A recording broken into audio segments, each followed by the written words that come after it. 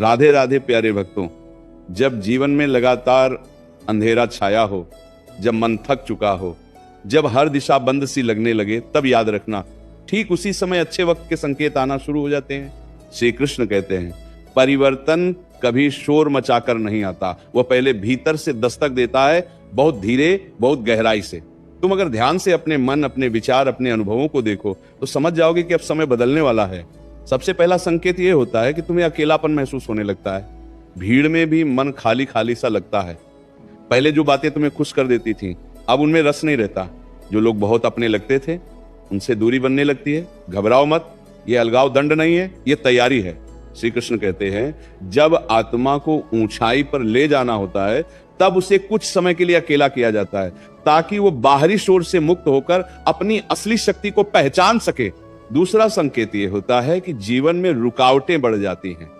हर काम में देर, हर रास्ते में अड़चन, हर कोशिश के बाद भी परिणाम नहीं मिलता। मन पूछता है मैं सही होकर भी क्यों हार रहा हूं। यही वह क्षण है जहां गीता का सार छुपा है। श्री कृष्ण कहते हैं जब भाग्य का पहिया घूमने वाला होता है तो पुरानी व्यवस्था टूटने लगती है। जो चीजें तुम्हें बांध कर रखी थी वे अपने आप ढहने लगती हैं। ये विनाश नहीं, ये पुनर्निर्माण है। तीसरा संकेत, तुम्हारा मन भीतर की ओर जाने लगता है। पहले तुम दुनिया को बदलना चाहते थे, अब खुद को समझना चाहते हो। पहले तुम सवाल बाहर पूछते थे, अब उत्तर भीतर खोजते हो। ये बहुत बड़ा संकेत है, क्योंकि अच्छा वक्त केवल बाहरी सुख लेकर नहीं आता, वो पहले भीतर स्थिरता लाता है। श्री कृष्ण कहते हैं जिसके भीतर शांति जाग जाती है, उसके बाहर की लड़ाइयां अपने आप समाप्त होने लगती हैं। एक और संकेत आता है, पुराने दुख फिर से याद आने लगते हैं। जिन बातों को तुम भूल चुके थे वे अचानक मन में उभर आती हैं। पुराने घाव, पुराने अपमान, पुराने दर्द। डरना मत, ये मन की सफाई है। जैसे घर में दीप जलाने से पहले धूल हटाई जाती है, वैसे ही अच्छे समय से पहले मन पुराने बोझ को बाहर निकालता है। ये पीड़ा नहीं, ये मुक्त होने की प्रक्रिया है। धीरे धीरे तुम्हें यह भी महसूस होगा कि तुम्हारी सहन शक्ति बढ़ गई है। जो बात पहले तुम्हें तोड़ देती थी, अब वही बात तुम्हें शांत कर देती है। लोग वही हैं, परिस्थितियां वही हैं, पर तुम्हारी प्रतिक्रिया बदल गई है। समझ लो, अब तुम भीतर से मजबूत हो रहे हो। श्री कृष्ण कहते हैं जब व्यक्ति प्रतिक्रिया देना छोड़ देता है और समझना शुरू कर देता है, तब उसका उत्कर्ष निश्चित हो जाता है।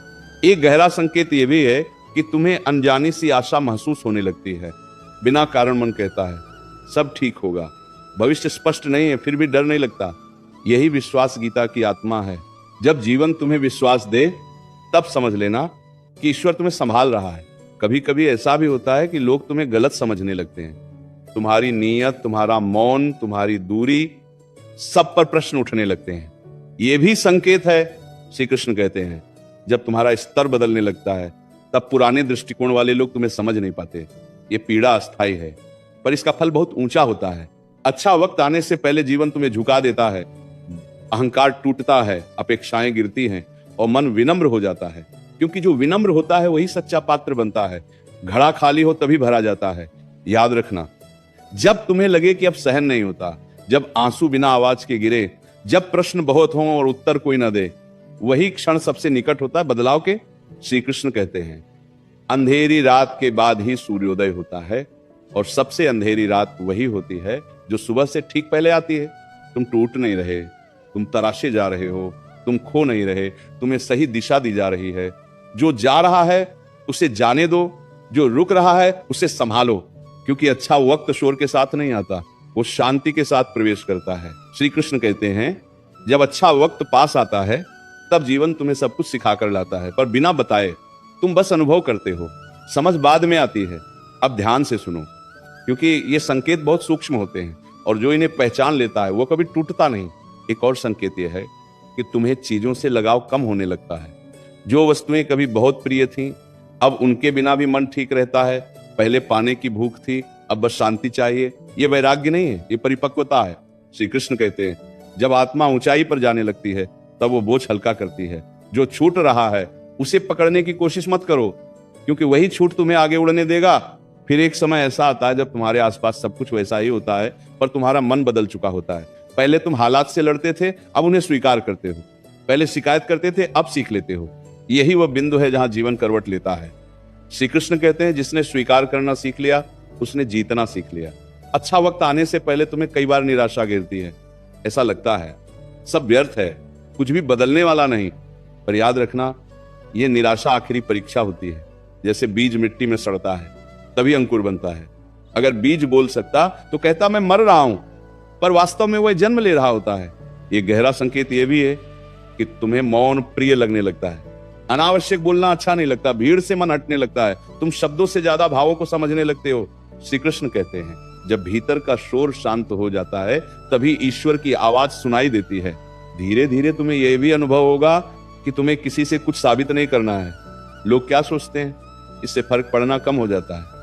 ये उदासीनता नहीं है, ये स्वतंत्रता है।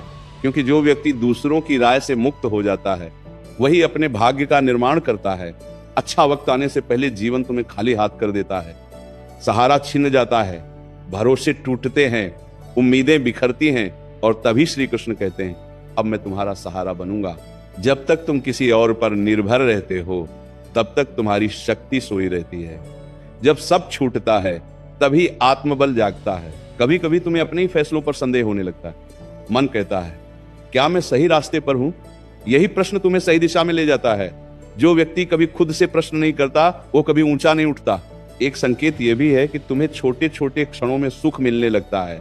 हवा का झोंका, सुबह की रोशनी, किसी का मुस्कुरा देना, ये सब अनमोल लगने लगता है। श्री कृष्ण कहते हैं, जो छोटे सुखों को पहचान लेता है उसे बड़े सुख अपने आप मिल जाते हैं। याद रखना, जब जीवन तुम्हें तोड़ने जैसा लगे तब समझ लेना कि अब तुम्हें नया रूप दिया जा रहा है। लोहार लोहे को मारता नहीं, उसे तलवार बनाता है। वैसे ही ईश्वर तुम्हें कमजोर नहीं कर रहा, वो तुम्हें तैयार कर रहा है।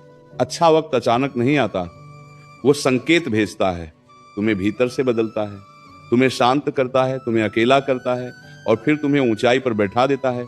जो इस प्रक्रिया को समझ लेता है वह कभी शिकायत नहीं करता, केवल धन्यवाद करता है। तुम्हारा समय आ रहा है, धीरे आ रहा है, पर स्थायी आ रहा है। इसलिए धैर्य रखो, मौन रखो और विश्वास रखो। श्री कृष्ण कहते हैं, जो प्रतीक्षा करना सीख गया वह सबसे सुंदर फल पाता है। अब सुनो, क्योंकि यहां से वे संकेत शुरू होते हैं जिन्हें लोग अक्सर समझ नहीं पाते और बाद में कहते हैं, काश उस समय पहचान लिया होता। श्री कृष्ण कहते हैं, अच्छा वक्त आने से पहले जीवन तुम्हें धीरे धीरे अंदर से खाली करता है ताकि जो आने वाला है वह पूरा उतर सके। एक गहरा संकेत ये होता है कि तुम्हें बार बार ऐसा महसूस होने लगता है कि तुम जैसे पहले वाले तुम नहीं रहे। पुराने स्वभाव, पुरानी आदतें, पुराने क्रोध सब कमजोर पड़ने लगते हैं। कभी कभी तुम्हें खुद पर ही आश्चर्य होता है, ये मैं ही हूं जो पहले गुस्से से भर जाता था, अब शांत कैसे रह पा रहा हूं। यही वह परिवर्तन है जो आने वाले उजाले की घोषणा करता है। अच्छा वक्त आने से पहले मन में एक अजीब सी थकान आती है। शरीर काम कर रहा होता है पर आत्मा विश्राम चाहती है। ये आलस्य नहीं है, ये संकेत है कि तुम बहुत कुछ सह चुके हो और अब तुम्हें नई ऊर्जा मिलने वाली है। श्री कृष्ण कहते हैं, जब आत्मा विश्राम मांगती है तब वह अगले चरण की तैयारी कर रही होती है। तुम यह भी अनुभव करोगे कि तुम्हें झूठ, दिखावा और बनावट से चिढ़ होने लगी है। जो बात सीधी नहीं है वह सहन नहीं होती। यह कठोरता नहीं है, यह शुद्धता की ओर यात्रा है। क्योंकि जो व्यक्ति सत्य से जुड़ जाता है उसके जीवन में स्थायी सुख आता है। एक और संकेत है, तुम दूसरों की पीड़ा जल्दी महसूस करने लगते हो। पहले अपने दुख ही भारी लगते थे, अब किसी और के आंसू भी भीतर तक चुभते हैं। ये कमजोरी नहीं है, ये करुणा का जन्म है। और करुणा उसी हृदय में जन्म लेती है जिसे ईश्वर विशेष कार्य के लिए चुनता है। कभी कभी ऐसा होता है कि तुम्हें जीवन बहुत धीमा लगने लगता है, जैसे सब कुछ रुका हुआ है। पर श्री कृष्ण कहते हैं, यही वह ठहराव है जहां नियति अपने सबसे बड़े निर्णय लेती है। बीज मिट्टी के नीचे चुपचाप रहता है और उसी मौन में उसका भविष्य बनता है। तुम्हें यह भी लगेगा कि तुमसे कुछ छिन गया है, पर वास्तव में वो बोझ था जो तुम्हें आगे बढ़ने से रोक रहा था। रिश्ते, अपेक्षाएं, योजनाएं जो गिरते हैं उन्हें रोको मत, क्योंकि जो टिकने योग्य होता है वही टिकता है।